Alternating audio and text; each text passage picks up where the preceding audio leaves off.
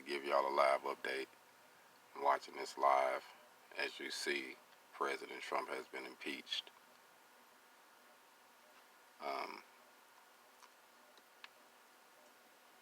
See if I can cut on the volume on this thing.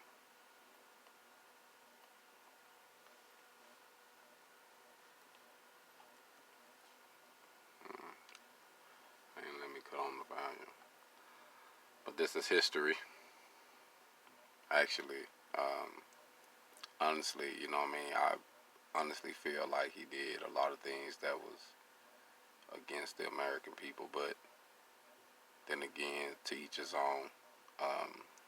I just feel it's history for this is the third president that this has actually happened to. And all I can think of, honestly, is the old proverb that said pride goes before destruction and a haughty spirit before fall.